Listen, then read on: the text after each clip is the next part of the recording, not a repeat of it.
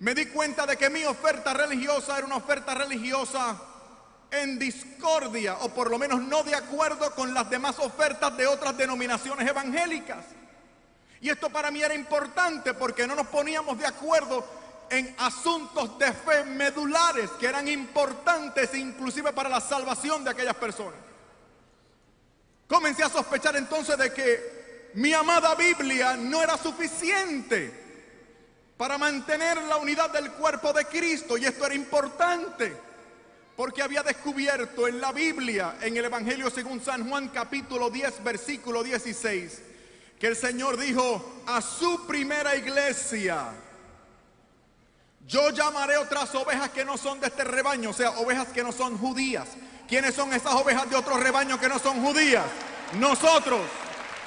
Y dijo, de manera que habrá un solo redil con un solo pastor, una sola y única iglesia.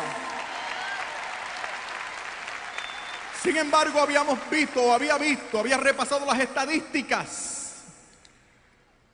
Me enteré de que en este país, en los Estados Unidos, habían en aquel momento poco más de 36,000 denominaciones cristianas.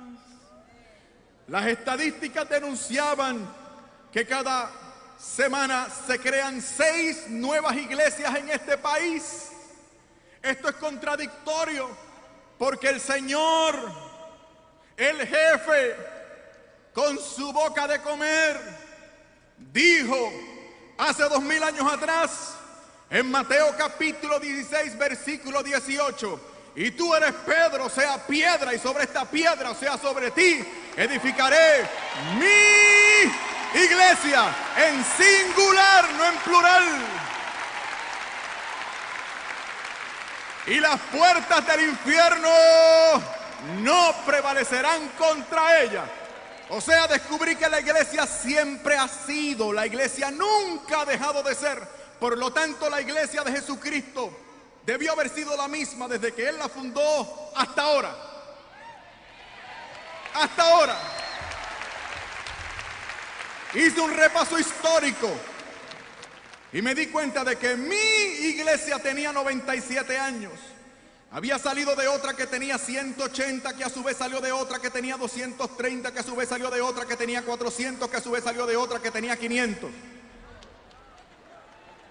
¿Y qué había entonces 1500 años atrás, antes de la Reforma Protestante? Miré a la historia, no pude rehusar la evidencia histórica frente a mí. La única iglesia que podemos señalar históricamente, desde que Cristo el Señor la fundó, hasta 1517 que Lutero la dividió, pero aún hoy, 2000 años después, esa única iglesia subsiste de manera especialísima en esta Santa Iglesia Católica.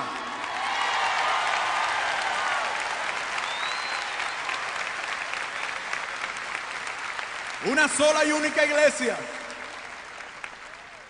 Dije, este problema lo tengo que solucionar. Miren, para ejemplificarles a ustedes, en el hospital sirvo a una señora, había tenido un parto difícil.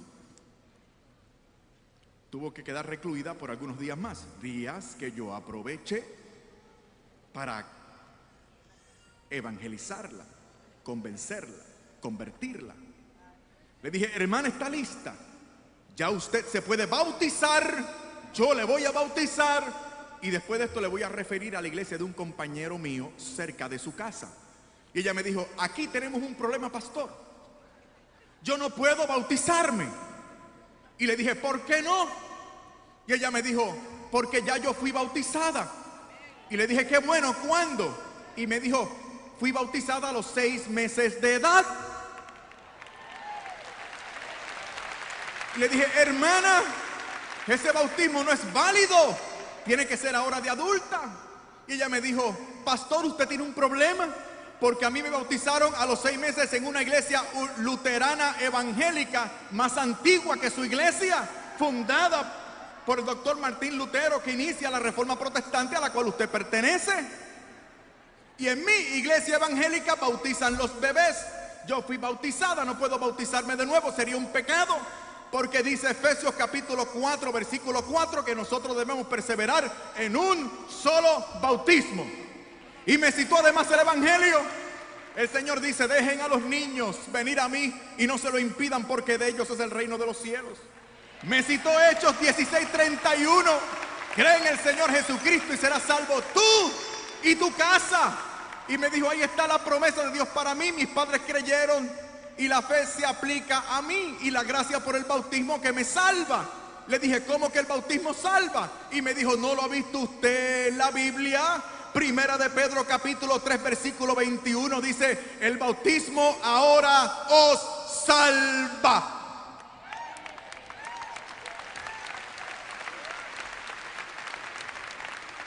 O sea, la doña tenía textos para contradecirme a mí. Claro, yo tenía los míos también, no se crean. Pero era su palabra contra la mía. Una vez más me di cuenta de que la sola Biblia no solo no aparece en la Biblia, sino que no era suficiente para mantener esa unidad querida por Cristo. Se me ocurrió que todo esto lo podía solucionar estudiando mucho. Hay gente que se cree que yo he estudiado mucho porque soy inteligente. No. Yo estudié mucho porque no quería hacerme católico.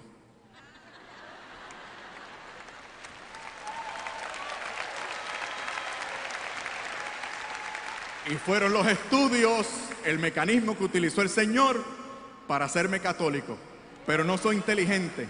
Inteligente fue la mujer que me precedió en el uso de la palabra, porque ella se dio cuenta, atendió la voz del Señor, aceptó la revelación de Cristo en su vida y se hizo católica en tiempo récord. Mi proceso de conversión fue un proceso de 5 años. Me da vergüenza admitirlo, pero yo he venido aquí a decir la verdad. Mi proceso de conversión fue un proceso de 5 años, 5 años de resistencia al Espíritu. Y decía una y otra vez: Iglesia Católica, no, jamás, en la vida, imposible, no puede ser. Esto lo soluciono yo con la Biblia, profundizando en la Biblia. Y entonces decidí estudiar mucha teología y mucha exégesis bíblica. Me matriculé en el Seminario Evangélico de Puerto Rico, una excelente escuela teológica, con excelentes profesores en Biblia y una biblioteca monumental. Allí me matriculé y el primer semestre tuve que hacer un trabajo sobre Primera de Corintios capítulo 1 versículos del 10 al 16. Pero para eso tuve que estudiar toda la primera carta del apóstol San Pablo a los Corintios. Descubrí algo similar a lo que yo estaba pasando. El apóstol se resiste a la división entre los cristianos. El apóstol dice: ¿cómo es posible, en Primera de Corintios, cómo es posible que ustedes digan tener el Espíritu Santo y sin embargo estén tan divididos? Es imposible tener el Espíritu de Dios y estar divididos. Y tenía sentido para mí y a la vez me escandalizaba. ¿Cómo es posible que digamos nosotros tener el Espíritu Santo y sin embargo estemos tan divididos? ¿Cómo es posible que hay católicos que digan tener una experiencia con el Espíritu Santo y que esa experiencia con el Espíritu Santo los saca de la iglesia? Eso es atentar contra la misión del Espíritu Santo, que según el apóstol en Primera de Corintios capítulo 12 versículo 13 dice que hemos sido bautizados en un mismo espíritu para conformar un solo cuerpo. Si el Espíritu Santo te está hablando para que te salgas de la iglesia, ve tú a saber qué espíritu es el que te está hablando. Pero el Espíritu Santo de Dios no saca gente de la iglesia. El Espíritu Santo de Dios conserva la unidad del cuerpo de Cristo. Y como me pasó a mí y le pasó a mi esposa, mete gente en la iglesia.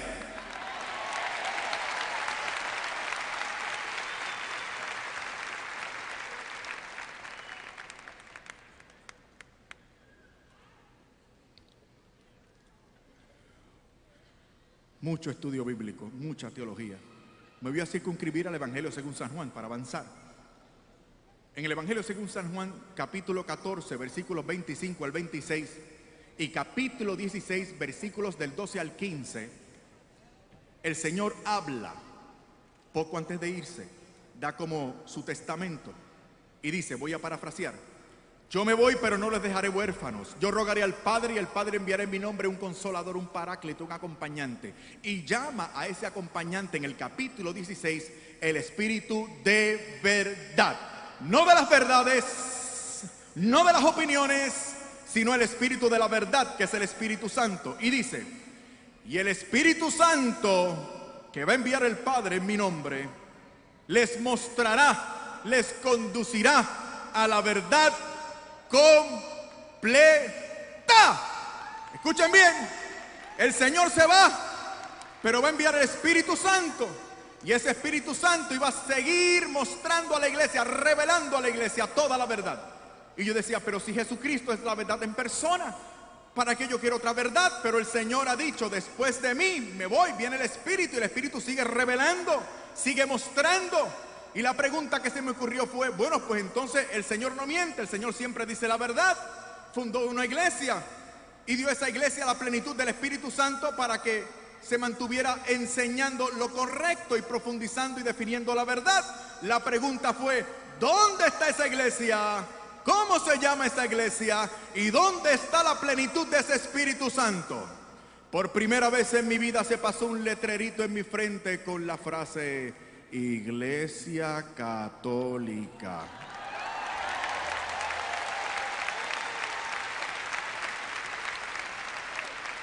Y yo reaccioné como un buen evangélico.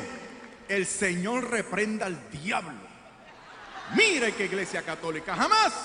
Esto lo resuelvo yo con profundización bíblica. Y seguí con Juan.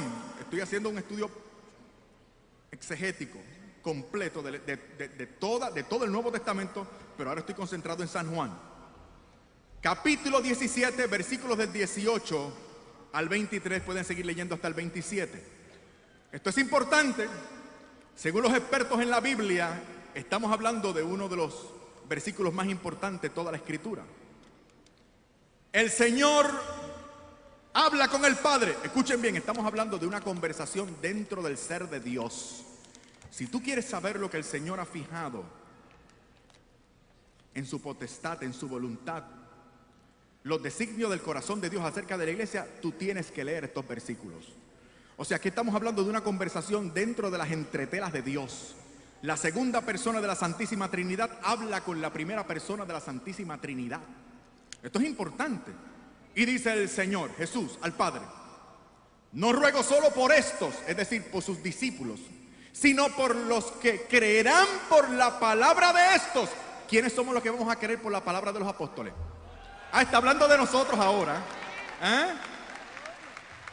Para que todos sean 36,000. Perdón, me equivoqué, perdón. 36,000 era lo que había en aquel momento, 36,000 iglesias. El Señor dice, para que todos sean uno, como tú, escuchen bien por favor, como tú, Padre, en mí y yo en ti, que ellos sean perfectamente uno. Escuchen el adverbio, perfectamente uno en nosotros. Alguno dirá, pero el Señor está hablando de una unidad que no se ve. Entonces los protestantes tienen razón. La iglesia es invisible. Yo quería que la iglesia fuera invisible, me convenía. Seguro, todos cabemos. Sigamos con el pasaje. Como tú, Padre, en mí y yo en ti, que ellos sean perfectamente uno, para que el mundo crea que tú me has enviado. El mundo tiene que ver la unidad, palpar, corroborar, contactar, darse cuenta de la unidad del cuerpo de Cristo, ver con los ojos, para creer que el Padre ha enviado al Hijo. En otras palabras, la iglesia de Jesucristo es una iglesia visible. Que a otros le convenga es invisible, es asunto de ellos. Pero la iglesia establecida por Cristo hace 2000 años atrás, que necesariamente ha tenido que ser la misma hasta hoy, 2000 años después, es una iglesia visible.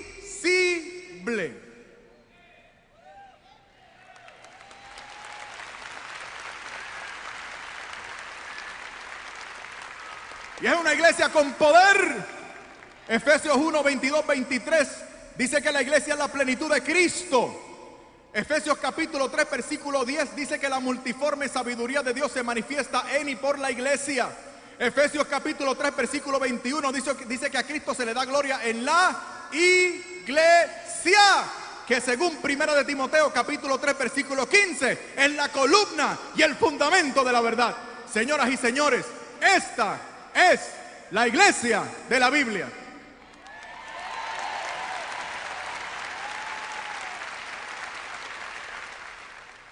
Bendito sea el Señor.